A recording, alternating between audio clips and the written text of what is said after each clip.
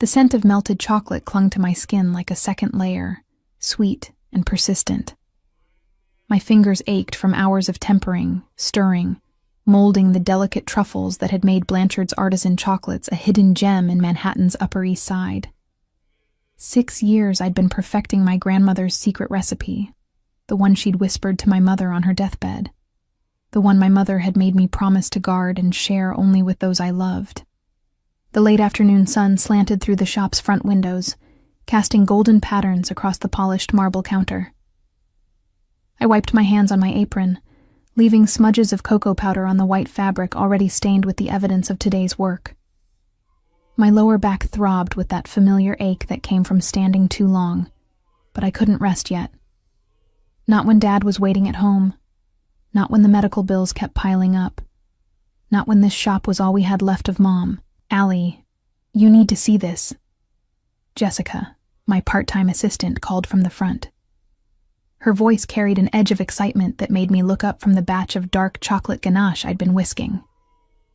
I emerged from the kitchen, tucking a strand of honey blonde hair behind my ear. The gesture left a streak of chocolate on my cheek, though I didn't know it yet. What I did know, the moment I stepped into the front of the shop, was that everything was about to change. 3 men stood just inside the entrance, but only one commanded the space. He was tall, well over 6 feet, with the kind of presence that made the air itself seem to reorganize around him. Dark hair swept back from a face that could have been carved from Carrara marble. All sharp angles and masculine beauty softened only slightly by lips that curved in something that wasn't quite a smile. His suit was Italian, probably custom-made, charcoal gray with subtle pinstripes that emphasized broad shoulders and a lean, powerful frame. But it was his eyes that held me frozen. Storm gray. Intense. With a calculating intelligence that swept over the shop, cataloging every detail before finally, inevitably, landing on me. When our gazes locked, I felt it like a physical touch. A jolt of something electric and dangerous that made my breath catch in my throat. "Buonasera," he said, his voice a low rumble with just enough Italian accent to make the simple greeting sound like seduction. I was told this shop makes the finest chocolate in New York. I had to see for myself. I found my voice, though it came out softer than I intended. "We do our best. Everything is handmade using traditional methods and the highest quality ingredients." His smile deepened, and I noticed a small scar at the corner of his mouth that somehow made him more attractive rather than less. Modesty. How refreshing. He moved closer to the display case, his 2 companions hanging back near the door like sentinels.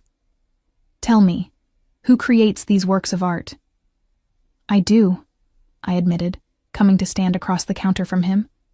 Up close, I could smell his cologne, something woody and expensive that mixed with the chocolate scent still clinging to me. My grandmother taught my mother, and my mother taught me.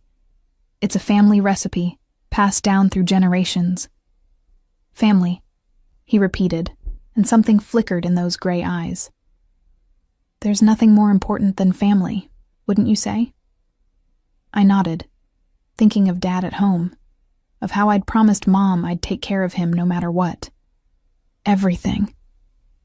He studied the display case with what seemed like genuine interest, though I suspected this man did nothing without calculation. "I'll take a selection, one of each variety you have." His gaze lifted to mine again. "And I'd like to discuss a potential business arrangement." My heart stuttered. Business arrangements meant money, and money meant I could finally catch up on Dad's medical bills, maybe even hire someone to help so I wasn't working 16-hour days. "What kind of arrangement?" "Not here," he said smoothly. "Somewhere more private. Perhaps dinner tomorrow night?" "I promise you, it will be worth your while." Every instinct screamed caution. This man was danger in an expensive suit, power barely restrained beneath civilized manners. But I thought of Dad's latest doctor's bill sitting unpaid on my desk, of the rent increase I couldn't afford, of the future slipping through my fingers like sand. Just business? I asked, needing the boundary clear. His smile was slow, predatory. Just business, tesoro, though I make no promises about what might develop beyond that. The Italian endearment rolled off his tongue like honey, sweet and dangerous. My name is Raffaello Parisi Trovato, and you are? Allison Blanchard, I replied automatically, then immediately regretted giving him my full name. There was something about the way he repeated it, savoring each syllable, that made me feel exposed. Allison. He made it sound like a prayer. Beautiful name for a beautiful woman. He pulled a card from his pocket, placing it on the counter between us. Heavy stock, embossed lettering. Trovato Industries. Tomorrow night. 8 o'clock. I'll send a car for you. It wasn't really a question, but I nodded anyway, my fingers trembling slightly as I picked up the card. I'll need to check my schedule. Check it, he said, amusement dancing in his eyes as if we both knew I'd already decided. I think you'll find yourself free. As I boxed up his chocolate selection, my hands moving with practiced efficiency despite my racing heart, I was acutely aware of his gaze following my every movement. When our fingers brushed as I handed him the elegant black box, that electric sensation sparked again, stronger this time.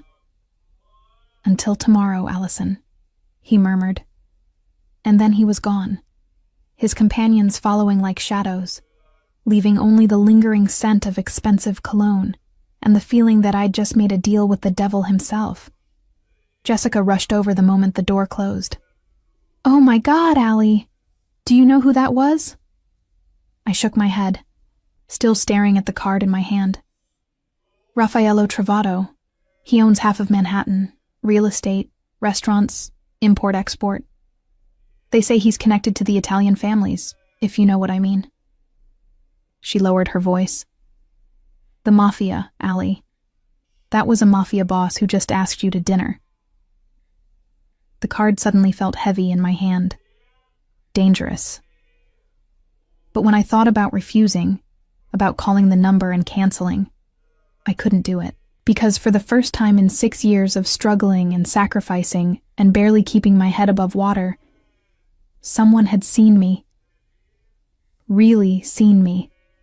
And God help me, I wanted to know what came next. That night, I stood in my tiny apartment bathroom, staring at my reflection and wondering what Raffaello Trovato had seen when he looked at me. The chocolate smudge on my cheek was gone now, revealing the face I'd inherited from my mother. Delicate features, honey blonde hair that never quite stayed where I put it, green eyes that looked too large in my thin face. I'd lost weight over the past year, stress and long hours stealing my appetite. I looked fragile, breakable. Exactly the kind of woman a man like Raffaello would devour without a second thought. But I wasn't as fragile as I looked. I'd survived my mother's death, my father's decline, 6 years of building a business from nothing while watching pennies like they were diamonds. I was stronger than I appeared. I had to be. Because tomorrow night, I was having dinner with a wolf, and I had the distinct feeling I was being invited to be his next meal. The black Mercedes arrived at exactly 8 o'clock, as promised. I watched from my apartment window as the sleek vehicle pulled up to the curb, its polished surface reflecting the streetlights like obsidian. A driver emerged, older gentleman in a crisp suit, and I recognized him as one of the men who'd accompanied Raffaello to my shop. My hands trembled as I smoothed down the simple black dress I'd chosen. It was the nicest thing I owned, purchased years ago for my mother's funeral, and rarely worn since. The fabric was modest, falling just below my knees, with long sleeves that covered the small burn scar on my forearm from a chocolate-making accident. I'd left my hair down, the honey blonde waves falling past my shoulders, and applied minimal makeup. I wanted to look professional, not like I was trying too hard. The driver knocked precisely 3 times. When I opened the door, he gave a small bow. Miss Blanchard. I'm Marco. Mr. Trovato sent me to escort you. Thank you, I managed, grabbing my small purse. My phone buzzed inside it. Dad's nightly text asking if I'd be home for dinner. I'd already prepared his meal and left instructions with Mrs. Chen next door to check on him. The guilt of lying about where I was going sat heavy in my stomach. The Mercedes interior smelled of leather and luxury. Marco held the door for me, then slid into the driver's seat with practiced efficiency. As we pulled into traffic, I noticed him watching me in the rearview mirror. "Mr. Trovato speaks very highly of your chocolate," he said, his voice carrying a slight Italian accent. "He hasn't stopped talking about it since yesterday." I didn't know how to respond to that, so I simply nodded, watching the city lights blur past the tinted windows. We were heading uptown, toward the part of Manhattan where I could never afford to live. "May I offer some advice, Miss Blanchard?" Marco's eyes met mine in the mirror. "Mr. Trovato is a good man, but he's also a complicated one. Whatever he offers you tonight, think carefully before accepting." The warning sent a chill down my spine. "What do you mean?" But Marco simply shook his head, returning his attention to the road. "You'll understand soon enough." We pulled up to a restaurant I recognized from magazines, one of those places where a single meal cost more than my weekly grocery budget. Luminare. The name alone spoke of exclusivity and wealth I couldn't fathom. A valet rushed to open my door, and suddenly I was being escorted inside, past a line of well-dressed people waiting for tables. The maitre d' greeted me by name. "Miss Blanchard, Mr. Trovato is expecting you. Right this way, please." We wound through the main dining room, all crystal chandeliers and white tablecloths, toward a private alcove in the back. And there he was, rising from his seat as I approached, looking impossibly more handsome than I remembered. Tonight he wore all black. The suit fitted perfectly to his powerful frame, his shirt open at the collar revealing a glimpse of tanned skin. "Allison," he said, my name a caress on his lips.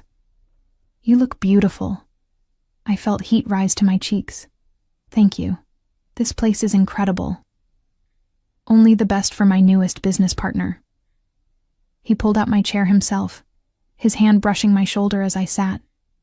The touch was brief but deliberate, sending awareness skittering down my spine. "I took the liberty of ordering wine. I hope you don't mind." The wine was probably worth more than my monthly rent.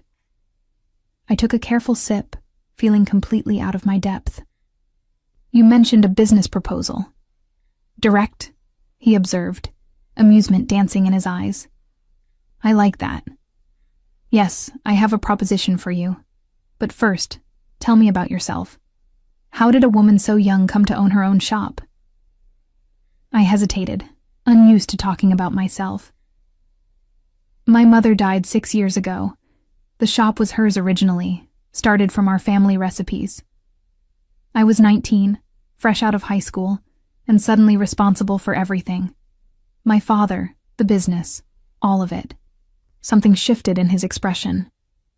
"Your father, he's ill? How did you—" I stopped, realization dawning. "You investigated me." "Of course I did."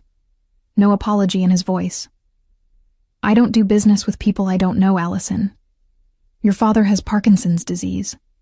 You're his primary caregiver. You work 16-hour days trying to keep the shop afloat while managing his medical expenses. You're drowning in debt, though you hide it well."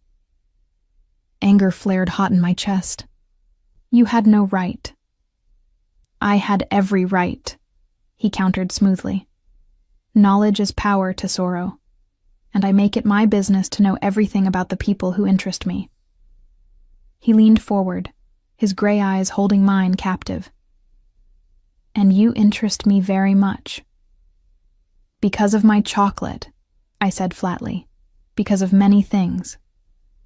His gaze traveled over my face, lingering on my lips before meeting my eyes again. "Your chocolate is extraordinary, yes. But so are you. The way you fought to keep your mother's legacy alive while caring for your father. The way you've refused to compromise on quality even when cheaper ingredients would save you money. The way you look at me right now, angry and proud, despite being completely out of your element. I swallowed hard. What do you want from me? I want to make you an offer you can't refuse. He signaled the waiter, who appeared immediately with menus. But first, let's eat. Business is always better discussed over good food. The meal was exquisite, course after course of Italian cuisine that melted on my tongue. Raffaello kept the conversation flowing, asking about my chocolate-making process, my favorite recipes, my dreams for the shop. He was charming and attentive, making me feel like the only person in the room despite the restaurant being full. But beneath the charm, I sensed calculation. Every question designed to gather information, every smile a strategy. This man gave nothing away that he didn't mean to give. It wasn't until dessert, a delicate panna cotta that couldn't compete with my own creations, that he finally revealed his hand. I want to feature your chocolate in all of my restaurants, he said. Exclusive contract. Your creations as the signature dessert component in 15 establishments across Manhattan. In return, I'll pay you a monthly retainer that's triple what you're currently making, plus a percentage of sales. My heart stopped. That kind of money would change everything. Pay off Dad's medical bills, hire help for the shop, finally breathe without the constant weight of financial panic. What's the catch? I asked, knowing there had to be one. Smart girl. His smile was predatory. The catch is that you work exclusively for me. No other restaurants, no other contracts. Your chocolate belongs to me and me alone. My chocolate, I repeated. Not me. And for now. The promise in those 2 words made my pulse race. Though I won't pretend I don't want more, Allison. I'm not a man who hides his intentions. I'm attracted to you. Very attracted. But business and pleasure are separate matters. You can accept my offer and keep our relationship strictly professional if that's what you prefer. And if I don't prefer that? The question escaped before I could stop it, wine and the intensity of his attention making me bolder than usual. His eyes darkened with unmistakable hunger. Then we explore where this attraction leads, but the choice is entirely yours, Tesoro. I don't force women into my bed. I seduce them there willingly. The confidence in his voice should have offended me. Instead, it sent heat pooling low in my belly. I took another sip of wine, trying to steady myself. I need to think about it. Of course. He pulled a contract from inside his jacket, sliding it across the table. Take this home, read it carefully. Have a lawyer review it if you'd like, though I assure you it's more than fair. You have until Friday to decide. I picked up the contract, my fingers brushing his. That electric sensation sparked again, and I saw recognition of it flare in his eyes. He felt it too, this pull between us. There's something else you should know, he continued, his voice dropping lower. My world isn't like yours, Allison. I operate in spaces that exist between legal and illegal, between light and shadow. The people I do business with aren't always respectable.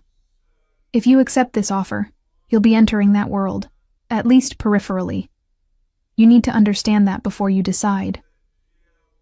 Are you trying to scare me away? I asked. I'm being honest with you. Something I rarely am with anyone. He reached across the table, his fingers tracing the back of my hand in a gesture that was both tender and possessive. But I'm also selfish enough to hope you'll say yes anyway. Because I want you in my life, Allison. In whatever capacity you'll allow. The drive home felt shorter than the drive there.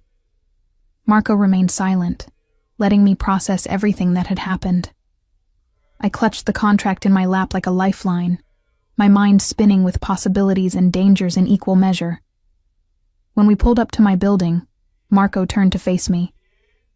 He's never brought a woman into his business before. Never mixed the two. Whatever his interest in you is, it's not casual. Is that supposed to reassure me? I asked. It's supposed to warn you, Marco replied. Mr. Travado is a dangerous man to love, Miss Blanchard, but he's also loyal to those he claims as his own. If you become one of those people, he'll protect you with everything he has." I thought about that as I climbed the stairs to my apartment, as I checked on Dad and found him sleeping peacefully, as I finally sat at my small kitchen table and read through the contract line by line. The terms were generous, almost too generous. The money would solve all my problems, and then some. But I kept coming back to one phrase: exclusive rights to all chocolate creations. My grandmother's recipe, my mother's legacy, would belong to Raffaello Travado. And somehow, I suspected that was exactly what he wanted. Not just my chocolate, but the thing that mattered most to me. Because if he controlled that, he controlled me. My phone buzzed. An unknown number, but somehow I knew who it was before I even opened the message. "Sleep well, Tesoro. Dream of possibilities, and know that I'm dreaming of you." I should have been frightened by his presumption, by the way he'd inserted himself into my life so completely in just 2 days. Instead, I found myself smiling, my fingers hovering over the keyboard as I debated whether to respond. In the end, I did. Just 3 words. "I'm considering it." His response came immediately. "Consider faster. I'm not a patient man when I want something, and I want you." I set the phone down, my heart racing. Tomorrow I'd think clearly, weigh the pros and cons, make the smart decision. But tonight, I let myself imagine what it would be like to be wanted by a man like Raffaello Travado, to be claimed by someone who looked at me like I was precious instead of a burden, to step into a world of luxury and danger and intensity I'd never known. Tomorrow I'd be sensible. Tonight, I let myself want. I signed the contract on Thursday morning, my hand only trembling slightly as I put pen to paper. By Thursday afternoon, Raffaello had already sent a team to the shop, installing new equipment, upgrading my kitchen, bringing in the finest ingredients money could buy. He moved with the efficiency of a man accustomed to getting exactly what he wanted, exactly when he wanted it. By Friday, everything had changed. "Miss Blanchard, there's a delivery for you," Jessica called from the front, her voice pitched high with excitement. I emerged from the kitchen, now gleaming with stainless steel and state-of-the-art chocolate tempering machines, to find a massive bouquet of white roses. 24 at least, arranged in a crystal vase that probably cost more than my monthly grocery budget. The card was simple. "To new beginnings. R." "He sent flowers yesterday, too," Jessica said, practically bouncing. "And the day before. Allie, this is like something out of a movie." It felt like something out of a movie. The kind where the heroine doesn't realize she's entered a fairy tale with teeth until it's too late to escape. My phone buzzed. Raffaello. He'd been texting me constantly since I'd signed the contract. Nothing inappropriate, just checking on the equipment installation, asking about recipe development, making sure I had everything I needed. But beneath the professional courtesy was a current of something darker, more intense. "Dinner tonight, my place. I want to discuss the menu for Luminary's spring season." I stared at the message, knowing my place meant entering his private space, crossing another line. But I also knew I couldn't hide behind professional boundaries forever. Whatever this was between us, it was inevitable, had been since the moment our eyes met across the chocolate display case. "Yes." "What time?" 7. "Marco will pick you up. Wear something comfortable. It's just us. Just us." The words sent a thrill of anticipation and fear through me in equal measure. I spent longer getting ready than I wanted to admit, changing 3 times before settling on dark jeans and a soft cream sweater. Casual, but put together. My hair fell in loose waves past my shoulders, and I applied just enough makeup to feel confident, but not overdone. I looked like myself, just a slightly polished version. Marco arrived promptly at 7, his expression carefully neutral as he opened the car door. "Miss Blanchard, you look lovely." Thank you, Marco. I slid into the Mercedes, my heart hammering. Where does Mr. Travato live? You'll see, was all he said, a small smile playing at his lips. We drove north, away from my modest neighborhood into areas where buildings gave way to estates, where walls and gates protected privacy worth millions. Finally, we turned through a set of iron gates that opened automatically, following a tree-lined drive to a house that took my breath away. It wasn't ostentatious, but it was unmistakably expensive. Modern architecture blended with classical Italian elements, all stone and glass and elegant lines. Lights illuminated the facade, making it glow against the darkening sky. Mr. Travato is waiting for you in the kitchen, Marco said as he held the door open. Straight through the main hall, then to your left. I walked through the house in a daze, taking in original artwork and furniture that belonged in museums. But it was the kitchen that truly stopped me in my tracks. It was enormous, all marble countertops and professional-grade appliances, with a massive island in the center. And there, sleeves rolled up to reveal strong forearms, was Raffaello, actually cooking. You're early, he said, looking up with a smile that made my knees weak. I'm not quite ready. You cook? The question came out more surprised than I intended. My nonna taught me. She said a man who can't feed himself is helpless, and Travatos are never helpless. He gestured to the ingredients spread across the counter. I'm making carbonara. Simple, but my favorite. I hope you don't mind. I don't mind at all.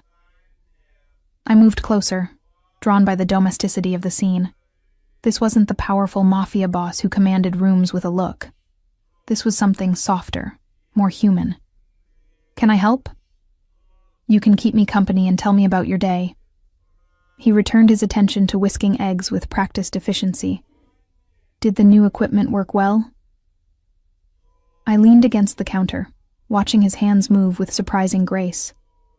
It's incredible. I was able to temper twice as much chocolate in half the time. The temperature control is so precise. Good. He added cheese to the eggs, the motion fluid and confident. I want you to have everything you need to create your best work. No limitations, no compromises. Why? The question had been building for days. Why invest so much in my chocolate? Surely there are other chocolatiers who could provide what you need for less. He set down the whisk, turning to face me fully. Because the moment I tasted your chocolate, I knew I'd never tasted anything like it. It was perfection, Allison. Pure and simple and perfect. Like you. Heat flooded my cheeks. I'm not perfect. No, he agreed, moving closer until I had to tilt my head back to maintain eye contact. You're better than perfect. You're real. In my world, everything is performance, calculation, masks upon masks. But you. His hand came up to tuck a strand of hair behind my ear, the gesture achingly tender. You're genuine. It's intoxicating. Raffaello, I whispered, my voice catching. I'm going to kiss you now, he said, giving me time to pull away. Tell me if you don't want this. I didn't pull away. His lips met mine with a gentleness that surprised me, a soft exploration that deepened gradually as I responded.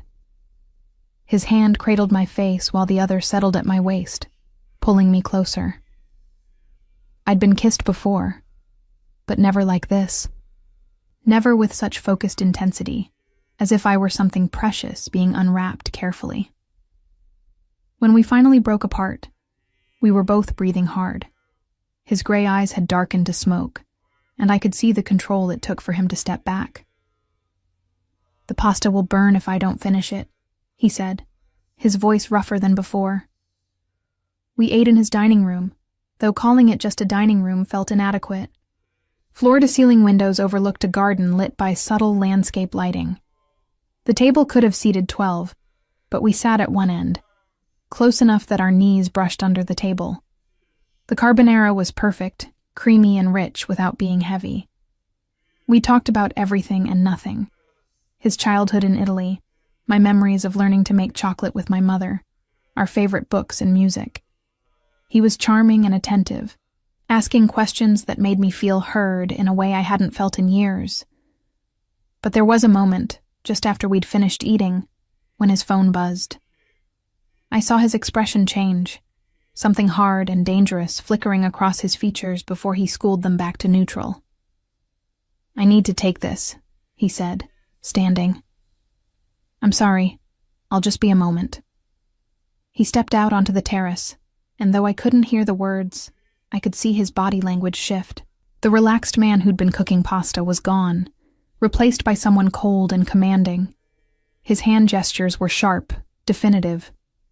This was the Mafia boss, dealing with whatever dark business funded the life he lived. When he returned, the warmth was back. But I'd seen behind the curtain, remembered who and what he really was. "I'm sorry about that," he said, settling back into his chair. "Where were we?" "You were about to tell me the truth," I said, surprising myself with my boldness. "About what you really do, about who you really are." He studied me for a long moment. "What do you think I do, Allison?" "I think you're exactly what Jessica said. Connected to the families, the mafia. I think your restaurants and real estate are legitimate, but they're funded by things that aren't. And I think you're giving me a choice right now about whether I want to know more or stay in comfortable ignorance." "Smart and beautiful," he murmured. "A dangerous combination." He poured us both more wine before continuing. "My grandfather came to America with nothing. He built an empire through sheer will and questionable methods. My father inherited that empire and nearly destroyed it with his weakness for women and gambling. When he died, I inherited the pieces and built them back into something stronger." "And the illegal parts?" I pressed. "Protection, mostly. Import-export with flexible interpretations of customs laws, ensuring certain political figures remain friendly to our interests. Nothing that hurts innocence, if that's your concern." His eyes held mine. "I'm not a good man, Allison, but I have a code. Family is sacred. Women and children are protected, not harmed. And I keep my word. Always. Why are you telling me this? Because I don't want secrets between us." He reached across the table, taking my hand. "Because this thing between us, it's not going away. I've tried to keep it professional, tried to maintain distance, but I can't. Every time I see you, every time I taste your chocolate, I want more. I want all of you." My heart thundered in my chest. "I don't know if I can be what you want. You already are." His thumb traced circles on my palm. "You're everything I never knew I needed. Light to balance my darkness, sweetness to counter my bitterness. But I won't lie to you about the risks. Being close to me, being mine, it comes with danger. There are people who would use you to hurt me." "Then maybe we shouldn't," I started, but he interrupted. "Maybe we shouldn't," he agreed. "But we will anyway. Because I'm a selfish bastard who can't walk away from you, and I think you feel the same pull I do." He was right. God help me, he was right. We moved to the living room after dinner, sitting on a leather sofa that probably cost more than my car. He told me about his business, not the illegal parts, but the restaurants, the properties, the vision he had for building something legitimate for the next generation. I told him about my dreams of expanding the shop, creating a chocolate brand that honored my mother's memory. Hours passed like minutes. When I finally looked at my phone, it was past midnight. "I should go," I said reluctantly. "I have an early morning tomorrow." "Stay." The word was soft, but laden with meaning. I looked at him, at the barely restrained hunger in his eyes, and knew what he was really asking. Part of me wanted to say yes, to lose myself in the intensity I knew he could provide. But another part, the practical part that had kept me surviving for 6 years, hesitated.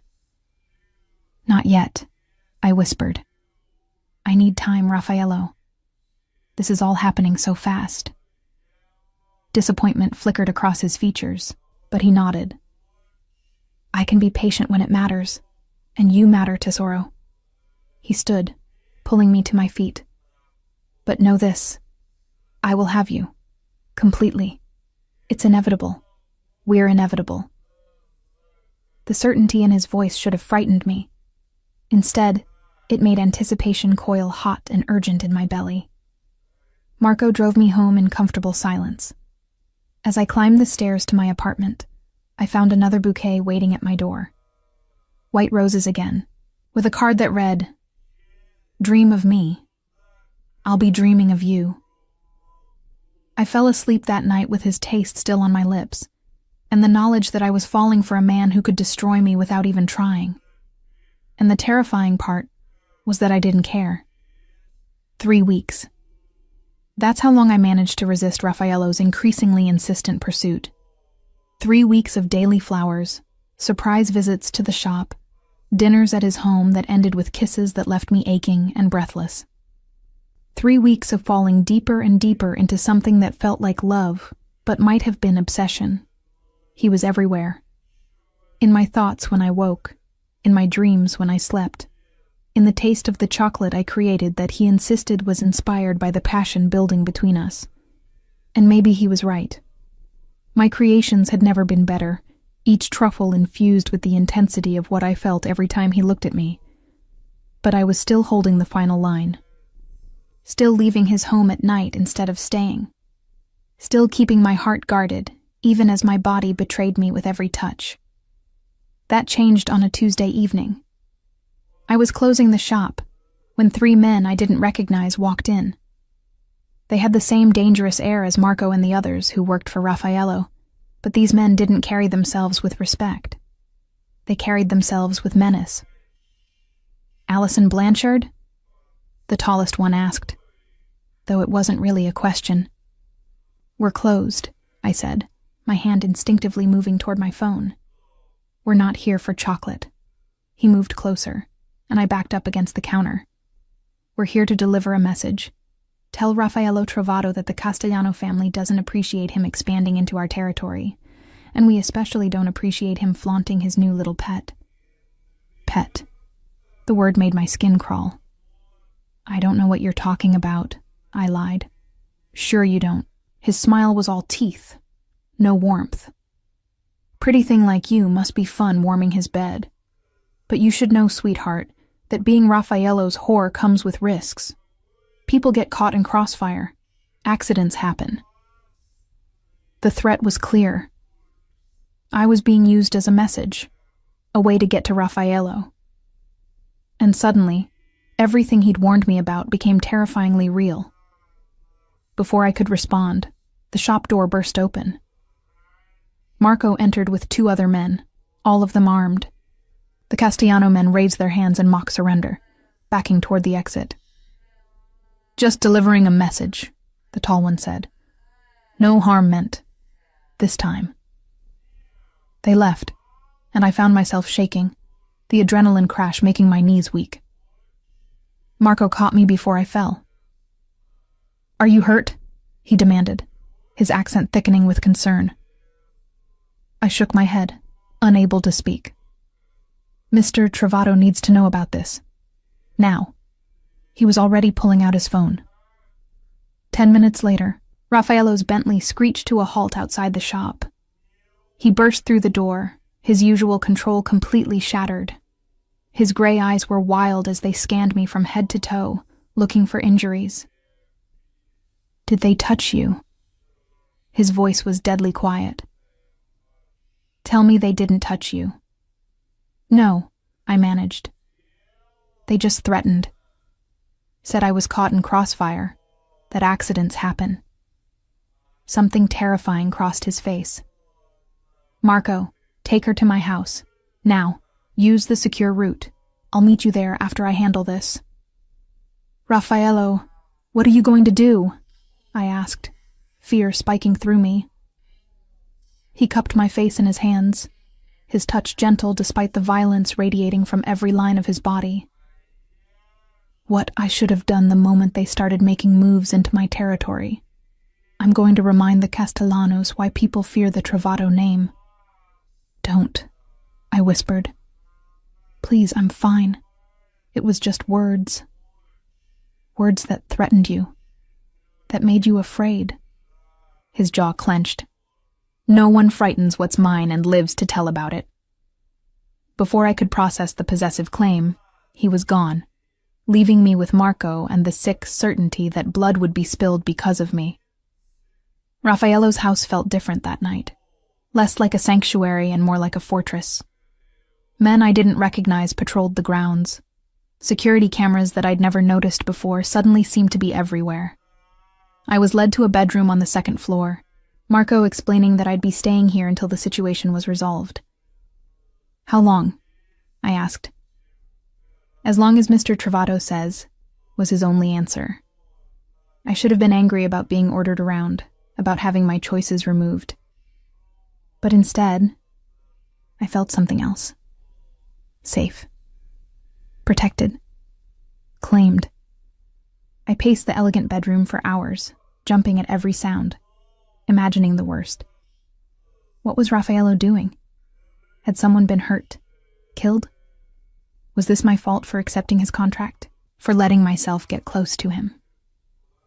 It was past midnight when I finally heard footsteps in the hallway.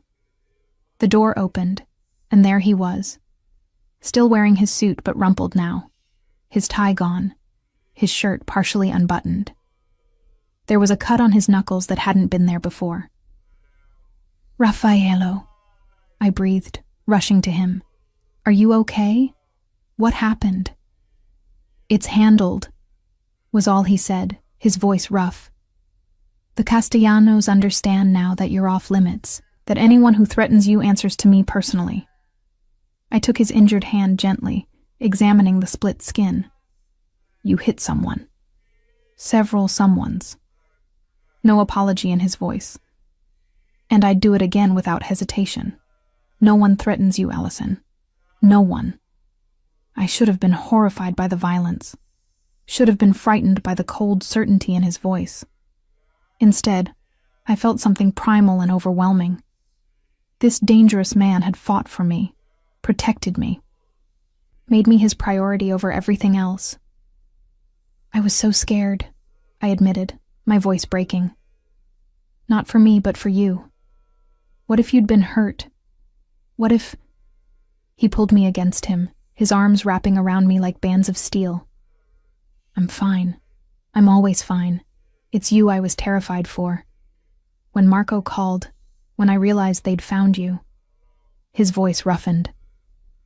I've never felt fear like that, Tesoro. The thought of losing you before I'd even really had you. It nearly destroyed me. I tilted my face up to his, seeing the vulnerability beneath the control for the first time. You have me, I whispered. I'm right here. Not the way I want you. Not completely. His hand tangled in my hair, tugging gently to angle my head back. But that changes tonight, doesn't it? Because you're not leaving. You're staying here, in my home, in my bed. Where you belong. It wasn't a question, but I answered anyway. Yes. His kiss was nothing like the gentle explorations we'd shared before. This was claiming, consumption, months of restrained desire finally unleashed. His hands were everywhere, learning the shape of me through my clothes, making me gasp and arch against him. Tell me you want this, he demanded against my lips. Tell me you want me. I want you, I breathed. God help me, I want you so much. He lifted me easily, carrying me to the massive bed that dominated the room. His eyes never left mine as he set me down on the silk sheets, following me down to cage me with his body. Once I have you, I'm not letting you go, he warned. You'll be mine, Allison. Completely and irrevocably mine. Do you understand? I should have been frightened by the possessiveness in his voice. should have demanded boundaries and independence. But looking into his storm-gray eyes, feeling the heat of his body pressed against mine, I found I didn't care about should. "Then take me," I whispered.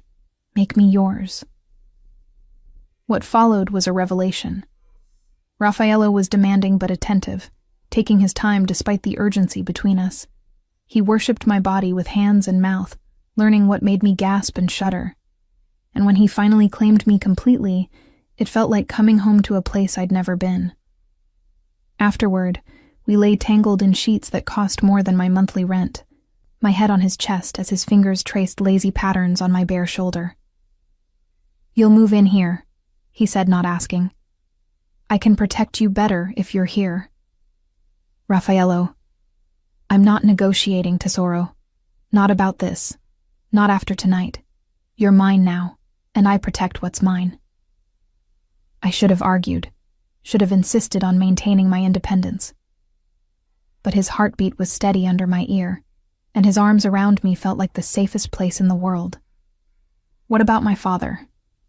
I asked quietly. "We'll bring him here. I'll hire the best care, the best doctors, whatever he needs." His voice softened. "I told you, Allison.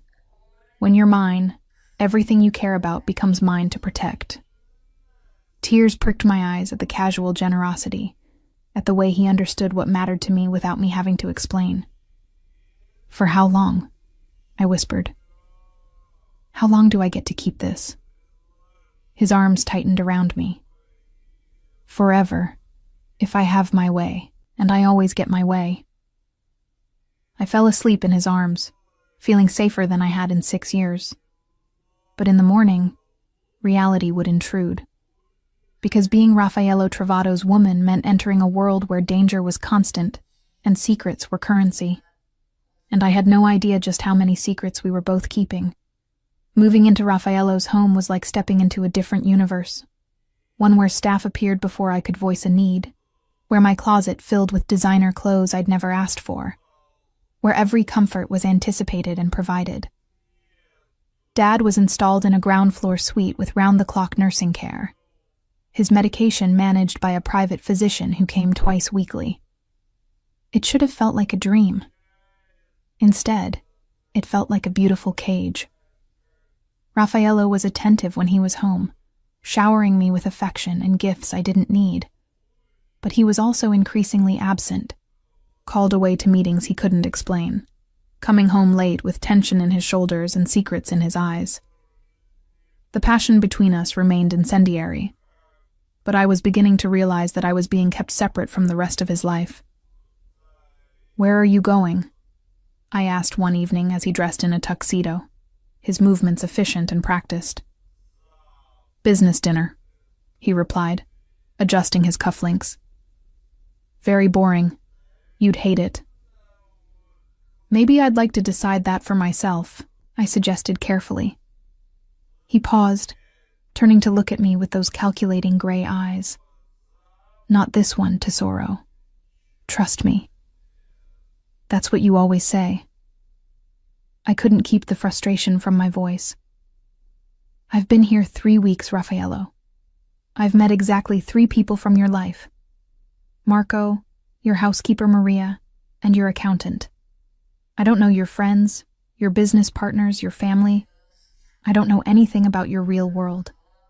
You know me," he said, crossing to pull me into his arms. "Isn't that enough?" "Is it?" I pulled back to look at him. "Because I'm starting to feel less like your girlfriend and more like your secret." Something flickered in his expression. Guilt, maybe, or irritation that I'd finally voiced what had been building for days. "You're not ready for that world," he said finally. "It's complicated, Allison. Dangerous. I'm protecting you by keeping you separate." "Or you're protecting yourself," I shot back. "From having to explain why you're with someone like me. A chocolatier with no family connections, no power, no use to your empire except as someone to warm your bed." His jaw tightened dangerously. "Don't put words in my mouth. You know that's not what this is." "Do I?" I challenged. Because from where I'm standing, it looks like I'm very good at two things: making chocolate for your restaurants and providing entertainment when you're home. But I'm not good enough to be seen with you publicly, am I? That's not fair. Then prove me wrong. I crossed my arms. Take me to your business dinner. Introduce me to your associates. Let me be part of your real life instead of just the part you keep hidden away. For a moment, I thought he might actually agree. Then his phone buzzed, and whatever softness had been building in his expression hardened. I don't have time for this conversation right now, he said, his voice cool. We'll discuss it when I get home. Sure we will, I muttered as he strode out, leaving me alone in our bedroom with the familiar hollow feeling of being second priority. I tried to occupy myself, checked on Dad, who was having a good day and seemed content with his care, developed new chocolate recipes in the professional kitchen Raffaello had built for me in the house, read, watched television.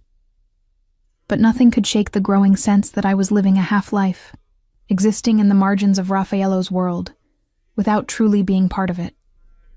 It was nearly midnight when I heard voices from the foyer.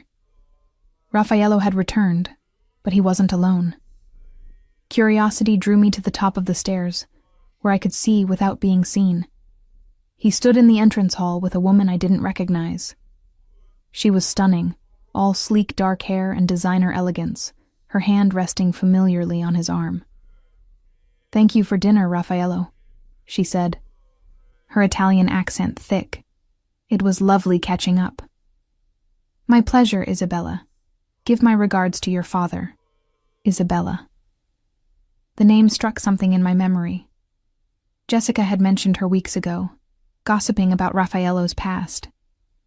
Isabella Castellano, the woman he'd almost married before she'd left him at the altar. I watched as she leaned in, pressing a kiss to his cheek that lasted a fraction too long to be merely friendly. And I watched as Raffaello didn't pull away. Something cracked inside my chest. I was back in our bedroom when he finally came upstairs, pretending to read, though I hadn't absorbed a single word for the past hour. "You're still awake," he said, loosening his tie. "Couldn't sleep." I kept my voice neutral. "How was your boring business dinner?" "Productive." He shed his jacket, moving toward the bathroom. "We secured a new partnership that should be very profitable." "With Isabella Castellano?" I couldn't help asking. He froze, his back to me. "You were watching." I heard voices. I set my book aside. "That was her, wasn't it? Your ex-fiancée? The woman you told me was irrelevant to your life now." "She is irrelevant." He turned to face me. "Her father heads the Castellano family. We were discussing territorial agreements, nothing more." "Is that why she kissed you?" "That was a goodbye between old friends, nothing more." His voice had taken on an edge. "Don't make something out of nothing, Allison." "Nothing." I stood, anger finally breaking through. "You took your ex-fiancé to dinner, the same dinner you said was too boring and dangerous for me to attend. You let her touch you, kiss you, and I'm supposed to believe it meant nothing." "Yes," he said flatly, "because I'm telling you it meant nothing." "Do you not trust me?" "How can I trust you when you keep me locked away like a dirty secret, when you have business dinners with other women but refuse to let me meet anyone from your world? When you say I'm yours, but won't claim me publicly?" "I'm protecting you," he said, his voice rising to match mine. "The less people know about you, the safer you are. What happened with those men at your shop?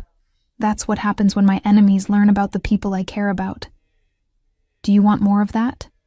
Do you want to be a target?" "I want to be your partner, not your possession," the words burst out before I could stop them. "I want to be part of your life, Raffaello, not hidden away until you decide it's safe or convenient to acknowledge me." "This is ridiculous." He ran a hand through his hair, frustration evident in every line of his body. "You're being irrational." "I'm being irrational?" I laughed bitterly. I gave up everything for you. My apartment, my independence, my privacy. I moved into your house, accepted your control over every aspect of my life. And for what? To be your secret girlfriend who you can't even acknowledge at a business dinner? That's not what you are. Then what am I? I demanded. Tell me, Raffaello, what am I to you? He stared at me, and I saw the truth in his eyes before he could voice it. I was important to him, maybe even loved. But I wasn't important enough to risk his carefully constructed world for, not important enough to fight for publicly. I need some air, I said when the silence stretched too long. I moved toward the door, but his hand shot out, catching my wrist. Don't walk away from me when we're fighting. Let go. No. His grip tightened, not painful but immovable. We talk this out. That's how this works. This? I met his eyes. What is this, Raffaello? Really? He pulled me against him, his free hand cupping my face. This is us. You and me. Together. In private, I said softly. Always in private. For now, he admitted, until things settle, until I can be certain you won't be used against me. And how long will that take? Months? Years? I pulled away from his grip. I can't live like this, Raffaello. I can't be your secret forever. You're being dramatic, and you're being blind. I moved to the door again. I need some space to think. This time he didn't stop me. I walked out of our bedroom, down the hallway to one of the guest rooms, and locked myself inside. Part of me expected him to follow, to demand I return. But the house remained silent. I curled up on the unfamiliar bed, hugging a pillow to my chest, and let myself cry for the first time since moving in. Not because he'd had dinner with his ex, but because I was finally admitting to myself what I'd known for weeks. I was falling in love with a man who would never fully let me in, who would keep me at arm's length, tucked away safely where I couldn't complicate his carefully ordered world. I was his lover, his escape, perhaps even his happiness. But I would never be his equal. And I didn't know if I could live with that. The nausea hit 2 mornings later. I barely made it to the bathroom before I was sick, my stomach rejecting the breakfast I'd forced down despite having no appetite. I attributed it to stress, to the tension between Raffaello and me that hadn't resolved despite his attempts at conversation. We'd been living in a cold detente for 3 days. Polite in front of staff, distant in private. He still tried to touch me, to pull me close at night. But I'd been sleeping in the guest room, claiming I needed space. The nausea continued. By the 4th day, a terrible suspicion was forming. By the 5th day, I sent Maria to buy me a pregnancy test, swearing her to secrecy. The 2 pink lines appeared almost instantly. I stared at them, my hands shaking, my mind racing. Pregnant. I was pregnant with Raffaello Travato's child, the man who kept me hidden, who wouldn't even acknowledge our relationship publicly. How would he react to this? Terror, and something else. Something that felt almost like hope, warred in my chest. I had to tell him. But the thought of his reaction, of how this would complicate everything, made me freeze. Would he be happy? Would he see it as another chain binding me to him? Or worse, would he see it as a liability? Something that made me even more of a target. I was still sitting on the bathroom floor, the test clutched in my hand, when I heard his footsteps in the hallway. Allison? He knocked on the door. Maria said you weren't feeling well. Can I come in? I couldn't answer, couldn't move. The handle turned and then he was there, his eyes immediately finding mine on the floor before dropping to the test in my hand. For a long moment, he just stared. Then very quietly, he asked, "Is it positive?" I whispered. "I'm pregnant." And in that moment, watching his face cycle through shock, fear, and something I couldn't quite identify, I knew everything was about to change. Again. Raffaello sank to his knees beside me on the bathroom floor, his carefully constructed control completely shattered. His hand reached out, trembling slightly, hovering over my still flat stomach. "May I?" he asked, his voice rough with emotion I'd never heard before. I nodded, unable to speak past the lump in my throat. His palm pressed gently against my abdomen, and I saw his eyes close, his breathing becoming deliberately measured. "A baby," he whispered. "Our baby. Are you?" I swallowed hard. "Are you angry?" His eyes snapped open, storm gray pinning me in place. "Angry?" "Allison, I'm terrified and elated and completely overwhelmed, but angry." He shook his head. "Never angry. This is a gift." Relief flooded through me, followed immediately by fresh fear. "But I'm not ready. We're not ready. We've only been together for 2 months, and we can't even have a conversation without fighting, and I'm barely keeping my shop running with the new contracts, and—" "Breathe," he commanded, his hands framing my face.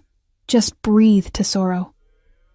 I gulped air, trying to steady myself. "This changes everything." "Yes," he agreed. "It does." He pulled me against his chest, his arms wrapping around me with surprising gentleness. "And we'll figure it out, together." But over the next week, I learned that Raffaello's version of figuring it out together looked a lot like him making decisions without consulting me. He hired an obstetrician who made house calls, arranged for around-the-clock security that made my previous protection look casual, began discussing renovations to convert one of the guest bedrooms into a nursery, all without asking what I wanted. "We need to talk," I said one evening, finding him in his office reviewing what looked like architectural plans. "About the nursery?"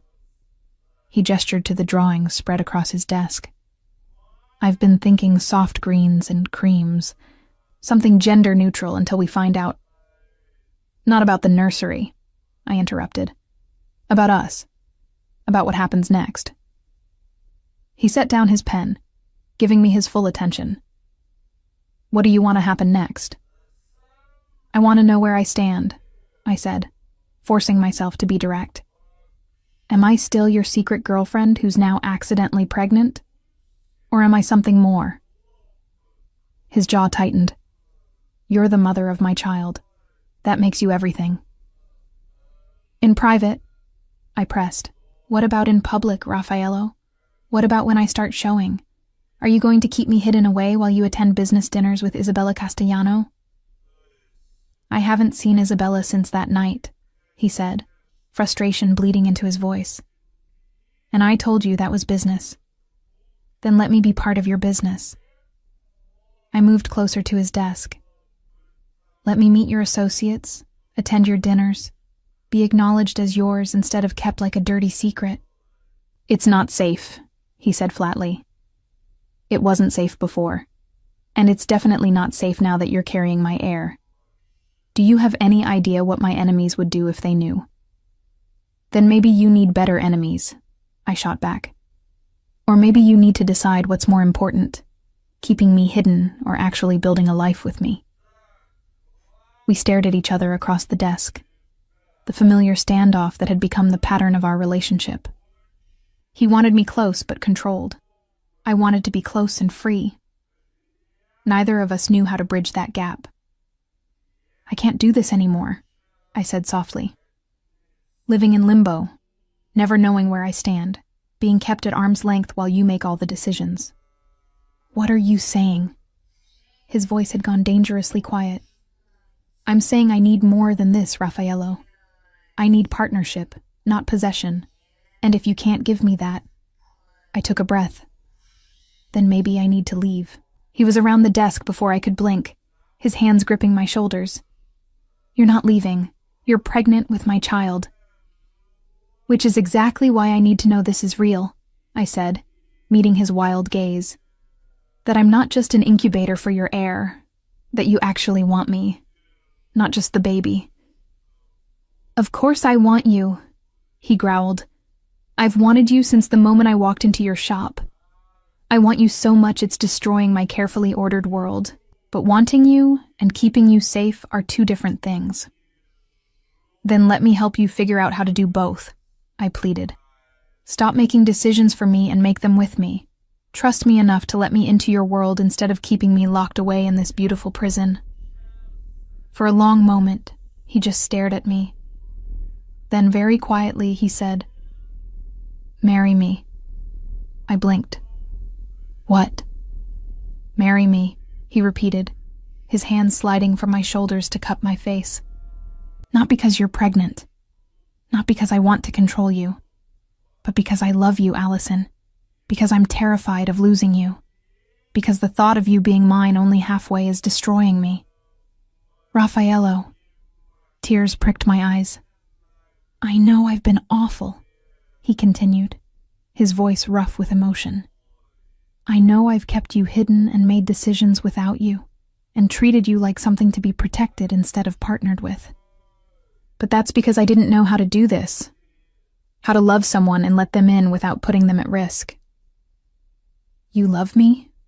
I whispered. "God, yes." His forehead pressed against mine. "I've loved you for weeks. Months, maybe. Since you stood in your shop covered in chocolate and looked at me like I was just a man instead of a monster. You make me want to be better, Tesoro. You make me want to deserve you." "You do deserve me," I said, my hands covering his. "But I need you to show me. I need you to let me in completely, not just the parts you think are safe." "Then marry me," he said again. "Be my wife, not my secret. Let me introduce you to my world as Mrs. Travato, not as someone I'm hiding. Let me claim you publicly and dare anyone to threaten what's mine." It was the most romantic and terrifying proposal I could imagine. But looking into his storm gray eyes, seeing the vulnerability he rarely showed, I realized something. We were both broken in our own ways, both scared of getting hurt, both fighting to protect ourselves even as we destroyed each other. Maybe love wasn't about perfection. Maybe it was about choosing each other anyway, broken pieces and all. "Yes," I whispered. "I'll marry you." His kiss was desperate, grateful, possessive all at once. When we finally broke apart, we were both breathing hard. "There's something else," he said, his voice steadier now. "Something I need to tell you before we do this, before you fully commit to this life." Dread pooled in my stomach. "What?" He led me to the leather sofa in his office, pulling me down beside him but keeping my hands in his. "Isabella Castellano didn't leave me at the altar because she got cold feet. She left because she discovered the truth about my business, about what I really do." "I already know what you do," I said. "You know the surface," he corrected. "The protection, the import-export, the gray areas. But there's more, Allison.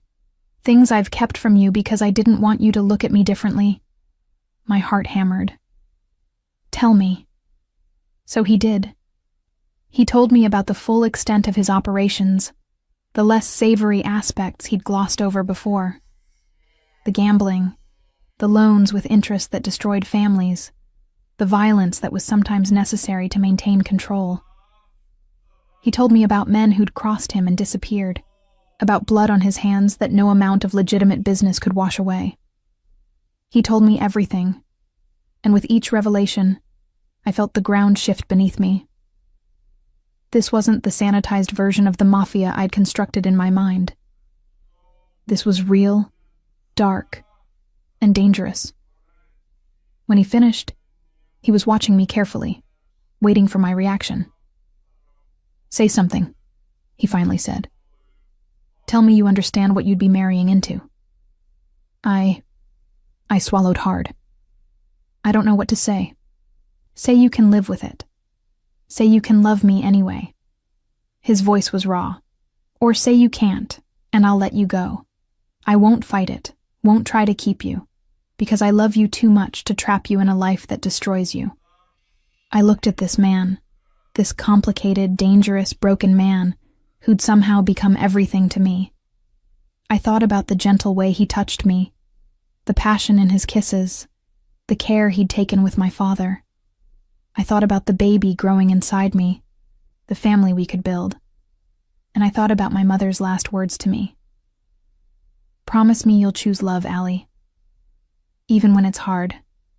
Especially when it's hard. I can live with it, I said finally. Not because I approve of everything you do, but because I understand why you do it. And because I believe that together, we can build something better.